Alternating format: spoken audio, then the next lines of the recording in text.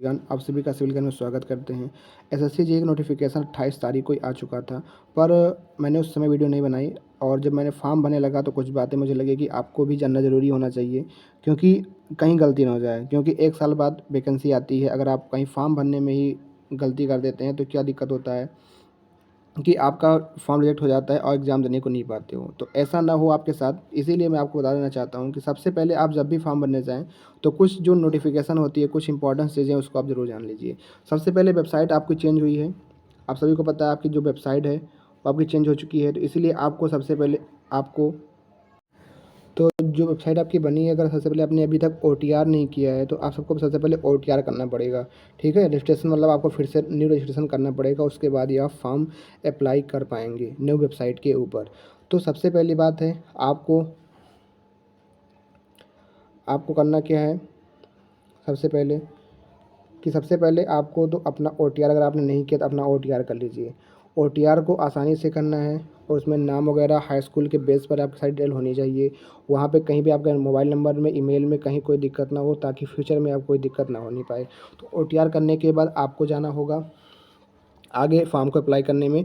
तो आप जब अप्लाई करने जाएंगे तो वहाँ पे आपको ज़्यादा कुछ भरना ही नहीं पड़ेगा, क्योंकि सारी कुछ चीज़ आप ओटीआर में वहाँ पे हो जाता है। बस आपको जो वहाँ फिल करना पड़ेगा, आपको अपनी क्या कहते हैं कि जो आप डिप्लोमा हाईएस्ट क्वालिफ़िकेशन जो आपकी होगी, जो भी आपकी हाईएस्ट क्वालिफ़िकेशन होगी, सपोज़ आपने डिप्लोमा कर रखा हाईएस्ट में, तो आपको डिप्लोमा की डिटेल बननी होगी, कितना परसेंटेज है, किस ईयर आपने पास किया है, कहाँ पे पास किया है, किस स्टेट ऑफ बोर्ड से हैं। वो सब भरने के बाद आपको आगे जब फर्दर कंटिन्यू करेंगे तो आपको अपनी पोस्ट प्रेफरेंस चूज़ करनी पड़ेगी कि आपको किस एग्ज़ाम सेंटर आपको चूज़ करना पड़ेगा। उसके बाद आपका जो इस तरीका इस बार आ गया है, वो फॉर्म भरने का एक तरीका ये है कि लाइव आपको फ़ोटो अपलोड करनी पड़ेगी। पहले क्या होता था, बहुत से लोगों की फ़ोटो ही दिक्कत होती थी। तो अभी जो मैं दिखा रहा हूँ कि आपको जो स्क्रीनशॉट वहाँ पे दिखाया गया है, जो मैं जब फॉर्म भर रहा था, मैं आपको दिखाना चाहता हूँ कि उसमें क्या लिखा हुआ है। जब फ़ोटो आप जब क्लिक करते हो तो फ़ोटो के लिए, ठीक है, फ़ोटो के लिए अगर आपको मैं दिखाना चाहूँ तो आ चुकी है, आपको दिखा देता हूँ।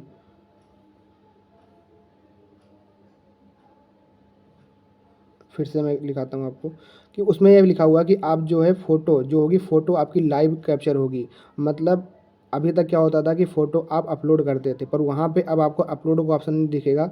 आपको मैं दिखा देता हूँ, वहाँ पे लाइव कैप्चर आपने का फ़ोटो होगा। ये कुछ इस तरीके से अपलोड फ़ोटोग्राफ पे जब आप जाओगे तो वहाँ पे लिखा है कैप्चर द फ़ोटो, मतलब आपको लाइव फ़ोटो कैप्चर करनी पड़ेगी।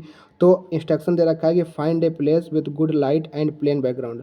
आपको कुछ ऐसी जगह पे चले जाना है जहाँ पे आपका प्लेन बैकग्राउंड हो, ऊबड़-खाबड़ ना हो, और यहाँ पे कोई कलरफुल नहीं कहा है। तो जैसा भी हो, प्लेन ग्राउंड काम चलेगा। गुड लाइट विजिबिलिटी हो, ताकि ये ना लगे कि आपका फेस ही सही से नहीं आ रहा है। Ensure the camera is at eye level before capturing the photo. Photo को आपसे करने से पहले जो कैमरा है आपका, वो आई लेवल पर होना चाहिए। Position your self directly in front of camera and look straight, मतलब आप बिल्कुल सीधा स्ट्रेट आप कैमरे पे देखें। Candidate should not wear A cap, आपके पास कोई कैप ना हो, मास्क ना हो, कोई स्पेक्टलेस वाइल कैप्चरिंग द फोटो। जब आप फोटो कैप्चर कर रहे हैं तो आपके पास स्पेक्टलेस ग्लासेस वगैरह सनमास्क अगर आपने ना पहने हो। तो कुछ उसने फ़ोटो दे रखी है कि आपकी फ़ोटो कुछ इस तरीके से नहीं होनी चाहिए, अन्यथा आपकी दिक्कत हो सकती है। तो मैं आपको उस फ़ोटो भी दिखा देता हूँ कि किस तरीके से सर दे रखा है कि आपके पास वो फ़ोटोज़ होनी चाहिए। तो वो फ़ोटोज़ आपकी देख लीजिए, कुछ इस तरीके से है। अगर आपकी फ़ोटो कुछ इस तरीके से रहेगी तो आपका फ़ोटो क्या होगा, बिल्कुल एक्सेप्ट हो जाएगा। ठीक है, एक्सेप्टेबल फ़ोटो इस तरीके से रहने वाला है। बाकी अगर आप हल्का-सा एक्स्ट्रा कलर होगा, टू ग्लो ज़्यादा कर देंगे, अगर हेड या कैप लगा कर के आप फ़ोटो खिंचाएँगे, ब्लर फ़ोटोग्राफ है या फिर इन्वर्टेड करके है, या स्मॉल कर दिया आपने, या फिर आप स्पेक्टलस के साथ लगा रहे हैं, विद गॉगल्स में आप कर रहे हैं, तो ये सी सारी चीज़ें ब्लर फ़ोटोग्राफ से आपका चीज़ें होने, इन्वर्टेड ना करें। ठीक है, आप साइड वाइड इधर ना देखें।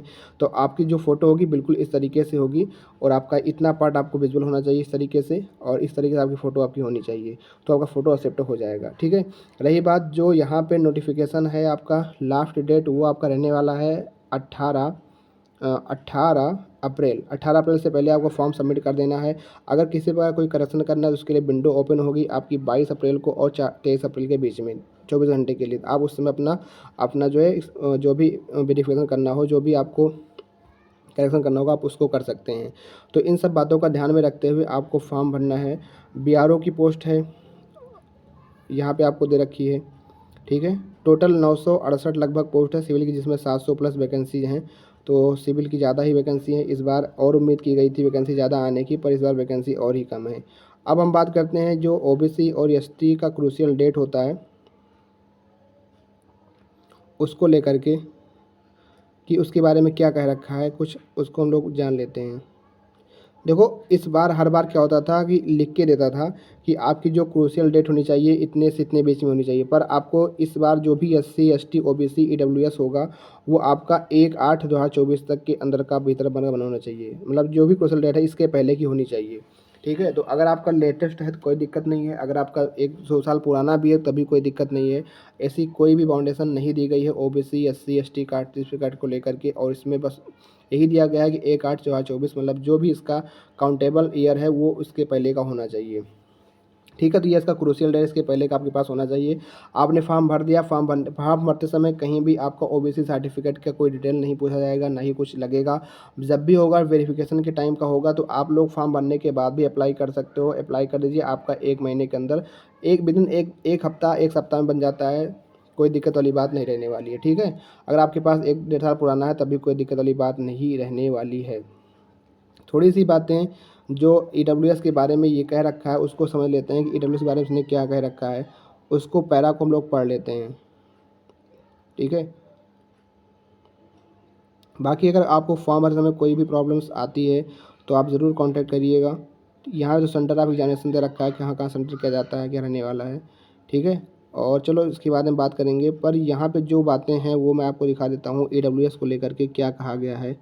ठीक है, और यहाँ पर भी फ़ोटो वगैरह के बारे में यहाँ पर भी कह रखा है कि आपकी किस तरीके से आपका होना चाहिए। ठीक है, जैसे कि यहाँ पे है application with blur signature will be rejected immediately, अगर आपका जरा सा भी होगा, लास्ट डेट आप टाइम 18/4 है, ये फ़ोटो अपने आप वहाँ पे सेट हो जाएगी। ये जो बातें मैंने आपको बताई कि find a place with good light, ये सारी बातें एक्सेसर में भी लिख रखी है, तो इसको बहुत ध्यान से ये आपको काम करना है। ठीक है,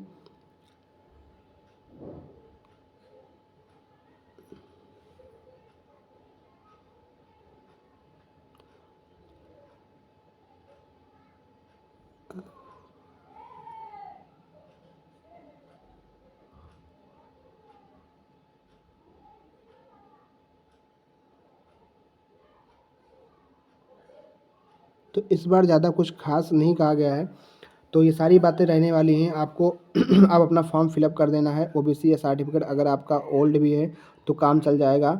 यहाँ पे लेटेस्ट अगर है तभी कोई दिक्कत नहीं है, कोई प्रॉब्लम नहीं होने वाली है। ठीक है, यही सबसे ज़्यादा दिक्कत होती है, पर यहाँ पे फॉर्म में भरने में कोई नहीं, कुछ नहीं लग रहा है, आराम से डिलीवरी ईज़िली हो जाती है, कोई प्रॉब्लम नहीं होती है। बस आप फॉर्म भरते समय डिटेल वगैरह सही से फिल कर दीजिएगा। फ़ोटो मेन चीज़ है, फ़ोटो और साइन वगैरह अच्छे से अपलोड करिएगा, ब्लर मत आए, इसलिए दिक्कत हो सकती है। ठीक है, क्योंकि अगर आपका फ़ोटो ही नहीं सही विजुअल होगा तो आपका फॉर्म रिजेक्ट हो जाएगा। इसका ध्यान रखते हुए अपने आप अच्छे से फॉर्म को भरिएगा। कोई भी अगर प्रॉब्लम हो आप फ्रेंड कमेंट कर सकते हैं। मिलते हैं फिर एक नेक्स्ट वीडियो, तब तक के लिए थैंक यू।